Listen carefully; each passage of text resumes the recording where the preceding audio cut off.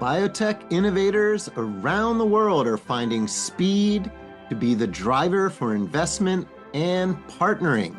Speed to the clinic, speed to early human data, and speed to de-risk assets. There's new momentum from Asia and an unpredictable landscape in the US. The question for European biotech, which is what we're going to be talking about on this special edition of the BioCentury This Week podcast, is what is the best strategy to compete in this era? How can European biotech rise above the noise? I'm Jeff Cranmer, host of the BioCentury This Week podcast, and joining me are BioCentury Editor-in-Chief Simone Fishburne and Stephen Hansen, BioCentury's man in the UK. We'll also have special guests Petra Kinzlova. She is the CEO of Prague Bio, joining us from the Czech Republic, and Christoph Broja of EQT Life Sciences, joining us from snowy Munich. Now, we're recording this podcast a month away from the kickoff of BioCentury's 26th Bioequity Europe conference, which will be held in Prague. That'll be May 4th to 6th. I'm going to go right to Simone. Simone, you'll be kicking off Bioequity, as you usually do at our events around the world, teeing up the most critical issues facing European biotech, the UK. What's top of mind for you? Thank you, Jeff. Well, it is really always a pleasure to do this podcast before Bioequity and also to kick off Bioequity. So Bioequity Europe is really a financing conference, right? We bring top-tier investors, they meet with companies, and we discuss, we have a little euro sign in the equity part of Bioequity. We discuss financing, investment, and that landscape for Europe. This year, though, it's very clear that there is a direct line between investment and speed in the clinic, right? Speed is the new currency. And that's something that we've been talking about at BioCentury. It's a big theme for us this year. And needless to say, this is really being precipitated by the rise of China. So let me just join the dots for people. What we're seeing is a tremendous amount of deal flow from China, where small China companies are becoming very competitive, both for partnering and for investment dollars. And that is largely because in China, you can generate early clinical data very fast. And what that has done is raise the bar globally. The US is learning it has to respond. Europe is learning it has to respond. And so there's tremendous focus on how do we generate clinical data faster. You could think about it as how do we make the whole clinical enterprise more efficient? But a lot of the focus, especially on investment dollars for early stages, on de-risking. And so if you can get that early clinical data faster, you have a better position. That's sort of like the premise, the foundation of the discussion. And in the scene setter, we always take a look at Europe. This year, we're not actually specifically looking at investment dollars or partnering. What we are looking at is clinical trials. And so we will be looking at what are the areas within Europe that are globally competitive and competitive within Europe in terms of concentrations of trials, let's say for specific therapeutic areas. We will be looking at recruitment rates. We will be looking at which regions or countries within Europe sort of are over-indexed. Where do you have a specific concentration, maybe relative to their population? And I'm not going to tip my hand anymore to that because my colleague Lindsay Martin is feverishly crunching data right now. So can't really say anything about which area. But, we're particularly interested, and I'm going to throw to Petra in a minute, because we always like to focus in also on the host. And this is our first time in this part of Central Europe. We're extremely excited to bring Bioequity to the Czech Republic. And to Prague in particular. I haven't been, so I'm very excited to go. And so, Petra, maybe you want to pick up the conversation and talk about it from there. Absolutely, Simon. Thank you very much. Thank you, Jeff. Thank you, the colleagues. And I'm also very pleased to be here. So thank you very much for having me here. It's a great opportunity for us. As it was said, I represent Prague Bio, which is the regional host of Bioequity Europe 2026, and also a member-based association. We are focusing on connecting and supporting the biotech ecosystem across the Czech Republic. And our goal is to position Prague and Czech Republic and the region as a serious investable biotech hub within Europe. So if we look closely, then Central and Eastern Europe is no longer undiscovered region, but it is a region with a growing importance in biotech and life science. We definitely have a strong scientific base. We have a long tradition in chemistry, molecular biology, drug discovery, and what is changing now is the translation layer. So we can see more startups, better technology transfer, and increasing engagement from international investors. The region is emerging and credible, strong in science, as I said, and we are increasingly aware of the quality and potential of the region. And we are very happy and proud that we will be able to show it via Bioequity Europe. So for me personally, Bioequity Europe, which is held for the very first time in its 26-year history, as it was said, in this region, is both a proof of the quality and potential of the region, and at the same time, it's a new opportunity for local and global ecosystem. This is like our opportunity, and we are very happy that we will be able to welcome you all very soon in Prague. Excellent. Petra, I'm curious, what are some of the academic centers that are helping to drive innovation in the Czech Republic? Absolutely. I would name probably Prague and Brno as the main, let's say, clusters or areas, main hubs for biotech and life science. Prague traditionally is very strong in medical chemistry and early drug discovery. And we have a world-famous known institution called IOCB, Institute of Organic Chemistry and Biochemistry, and it definitely plays a central role in all the ecosystem. It has created, thanks to the discoveries by Professor Antonín Holý, who did his research on, especially on antivirotic drugs against hepatitis and HIV. Thanks to this research and all the royalties, the Institute was able to create a remarkable ecosystem together with its IOCB Boston branch, actually, in the US, and also its dedicated company, IOCB Tech, that specializes in technology transfer. So there is this potential to replicate the story of Professor Holý and to replicate the success of this ecosystem. And also Prague Bio, as my organization and regional host of Bioequity, is also part of this ecosystem. It was created in order to provide some platform for institutions and both academic and business companies from across the country. So we actually exist since 2023, and we are gaining more and more members to build this robust ecosystem within the country and within the region. And maybe Jeff, I would add not to stay in Prague only, but there is also the second largest city in the Czech Republic, which is Brno, and it has also very remarkable institutions with a very good infrastructure.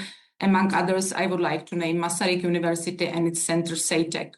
And maybe if I connect it directly to the panels and program of Bioequity Europe, then we will have basically two panel discussions that will be focused on the region. One is a regional host panel, and the other one is a CEE-focused panel, as far as I know. And one of our panelist speakers will be Tomáš Cihlář, who is the world-known scientist of Czech origin, working for Gilead Sciences, that is directly connected to the story of Professor Holý and HIV research. So this is very nice story and I think very important event in the history of our ecosystem. Excellent. Well, I've had the pleasure of working closely with one of your colleagues, Yuri, who's one of my hats here at BioCentury is to select the companies who will get on stage and tell their story, the presenting companies at all of our conferences.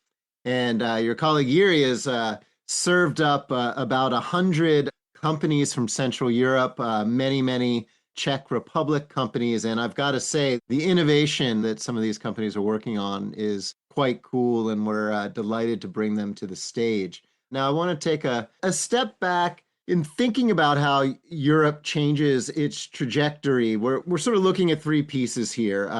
Simone had a great conversation with Daniel Mahoney on our sister podcast, which will be out tomorrow. He really drilled down into pricing. She also spoke with Lawrence Talon, CEO of MHRA, for a Q&A that was out last week, really talking about what the UK needs to do to level up its ecosystem. So there's the pricing piece, there's the trial piece, and then there's the funding piece. And maybe we're going to bring in Christoph in just a moment, but I want to turn to my colleague Stephen, who wrote a piece not too long ago called EU Investors Sound the Alarm. And it's about a new coalition of investors calling for increased capital inflows into Europe's biotech funds. Stephen, can you set the stage for us on why are investors sounding the alarm, basically? Yeah, sure. Thanks, Jeff. So they launched this back in February, and it connects into what Simone was talking about earlier as well. And that part of so as you mentioned, the coalition is essentially looking to try and raise awareness and try and influence policy decisions, both on funding biotech in Europe and on making it more globally competitive. Everything that Simone was talking about earlier, the thing that really strikes me now is that I think we finally had some recognition that just as companies have to compete on a global stage, for their medicines to be attractive, they have to have an attractive commercial profile. I think we're finally really seeing governments, realize that if they want investment, if they want the R&D, if they want clinical trials to be conducted in their country, they also have to provide an attractive offering for those things to be done. And so we're seeing that in the UK, which I think we'll probably get to, but we're seeing that in Europe as well. I think some recognition there. And so this European Life Sciences Coalition is kind of meant to try and, I guess, supercharge some of those efforts. So as you mentioned, part of it is around trying to mobilize institutional capital to get into, have more exposure to places like venture. So I think one of the numbers that they mentioned was European pension funds are, sort of chronically underweight in terms of their venture exposure. I think it was the number was 0.02% are invested in venture versus 2% for US pension funds.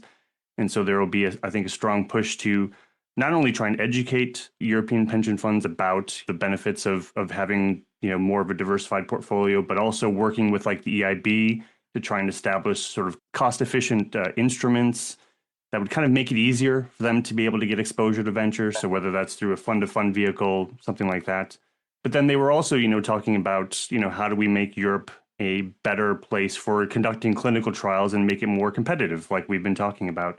And so part of that, I think, will go through the EU Biotech Act, which only just came out, I think, in December. It was sort of proposed. And the aim of that is really to try and simplify and shorten kind of the end-to-end authorization timelines for multinational clinical trials. What I'd be curious, Christoph, if I can maybe bring you in here, is just to maybe get your perspective, just from what you hear from your portfolio companies that are running trials in Europe. What are the pain points in some of the issues that they often encounter there? And have you seen them sort of, leaving? Because I think that was one of the other issues the coalition raised, was that there's been this slow loss, essentially, of Europe's place as a destination for trials. And so I'm curious if you're seeing that, if that's reflected in your own portfolio. Yeah, it's a good question. And thanks for having me. Really grateful to be part of the discussion. I'm very much looking forward also to the upcoming conference. Absolutely. I mean, it has become a lot more topical in board meetings and between board meetings in our discussions on where we run these trials, especially if you also think about areas where China has really excelled. If you think about, for example, cell therapy and the sort of example that an ESO Biotech has said, everybody is asking themselves now, how can we get to data quicker and cheaper using that same playbook? And I think when you just look at the data points, Europe has really lost quite a bit of market share in terms of global commercial trials over the last decade. And that is the result of a very fragmented regulatory framework where you can take examples like ethics approvals, right? In Europe, instead of having one centralized ethics approval and being able to use that across countries, you have to apply on a country by country level to different ethics bodies. And that is just a disadvantage compared to China, also compared to the US, for example, where you can really carry that ethics approval across different state borders. And we have to work on that. And I know Europe has started to address these topics, and I hope that will bear some fruits in the years to come. Gosh, Christoph, I have so many questions for you from that. Okay, so, one of the things so a couple of things here. One is, talking with Lawrence Talon, who is the CEO of MHRA, that's the UK's version of FDA, or of EMA is actually what I should say as well, because certainly the UK regulatory environment suffered after Brexit. I think we can all say that. And it was in the wilderness. And what they're doing now is addressing exactly some of the things you're talking about, trying to streamline things. They've got very concrete proposals. Some are concrete, okay, 14-day turnaround, things like that. And then a small country like the UK has the ability to do that, to impose, for example, what they're calling a single contracting system across all the NHS hospitals. So my first question along these lines is that feasible, necessary for Europe? It's 27 countries. One of the things we've talked with Jerome van Beervliet from VIB about, he's talked about, you don't really need 27 countries. What if you got 2 or 3 to agree to something? I wondered if we could get your take, because most people look at Europe and they think, oh my gosh, 27 countries, how will you ever get coordination across that? And at the same time, this is a really important juncture, right, in biotech, where if Europe is going to be competitive, it's going to need to change that. Perhaps you could talk a little bit about the reality of that. So yeah, I think I really commend the UK for taking a pretty aggressive stance towards these timelines, and it can really lead the way for Europe. I think having a firm commitment to getting back to the sponsor is very important, because the reality right now that we see in some of our European portfolio companies is that there is no timeline for regulatory authorities to, for example, respond to a CTA, which is very different, for example, also to the US, where the US has, the FDA has 30 days to respond. I know that clock can be restarted or paused, but at least there is a firm timeline for regulators to respond to sponsors. And we don't have that in Europe. And I think that already would be an important improvement.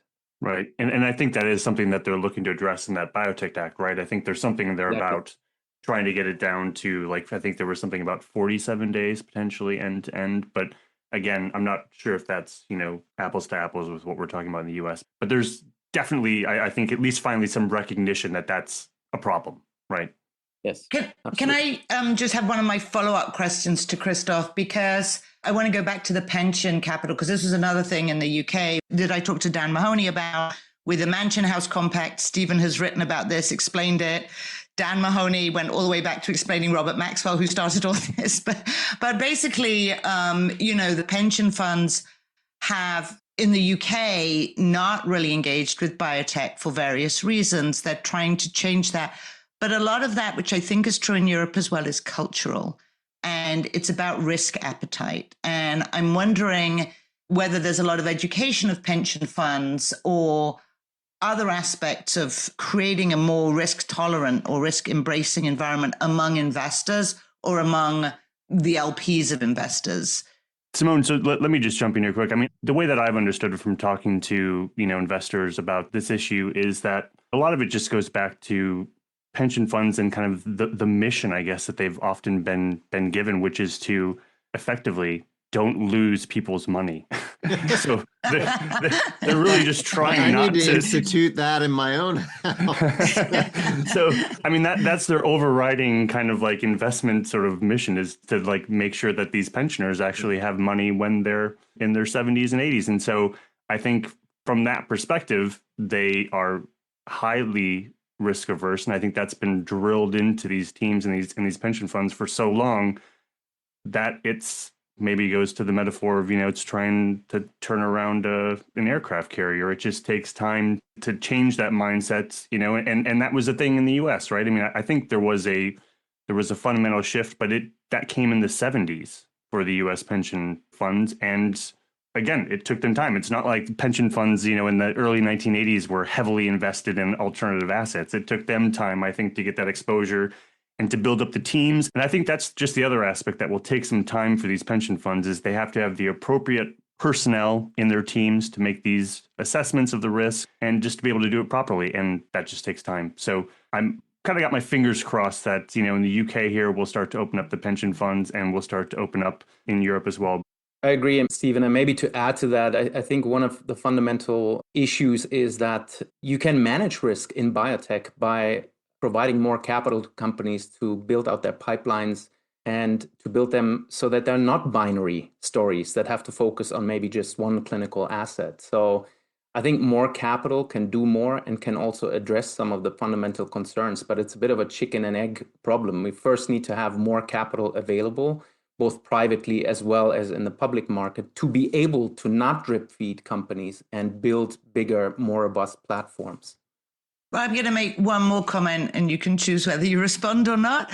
But I think it's also clear the big overhang really is drug pricing in Europe. And I think that as you build ecosystems, and we do see this with various regions like China, there's a real importance for having farmers come in, plant roots and invest and feel that they can market their drugs. So, of course, Europe has its own homegrown farmers, a few of them, but even they are pushing back and very frustrated with Europe and the UK on pricing. And so I personally feel that this is a moment that, especially as the US creates a lot of uncertainty around this, with most favored nation, those things may go away, but the drug pricing pressure is not going away. And so it is an opportunity for Europe to find a way it's going to need to find a way, I should say, to address its issues of drug pricing if it's not going to sort of end up left behind by the farmers. That's how I look at it. I completely agree. I would also say that for a long time, the US has subsidized innovation globally, including in Europe, because they take a very different view on the value of drugs, where they really look at long-term, what does this do to society? And I do think it's on us, on all of us, to explain the true value of these new medicines. See that we can have better commercial opportunities also in Europe, because otherwise everybody's always going to, at the end of the day, orient themselves on the US market opportunity. All right. Well, I think the challenge has been thrown down there. We heard some of this from Peter Kolchinsky as well on our sister podcast a few weeks back. He certainly didn't pull his punches. It's a good thing you're not in France, Christoph. You'll have to listen to that one. So I'd like to thank our guests. Petra is wonderful, learning about the ecosystem that is growing in the Czech Republic. And Christoph, I hope the snow melts for you. It's getting a little crazy. It's April. Yes, I know. And look forward very much to having you both at Bioequity Europe in Prague, May 4th through 6th. And thanks to Simone and Stephen, as always. And this has been a special edition of the BioCentury This Week podcast. We'll come back to you on Monday with our regular program. And a thanks to Kendall Square Orchestra, which provides the music for BioCentury's podcast.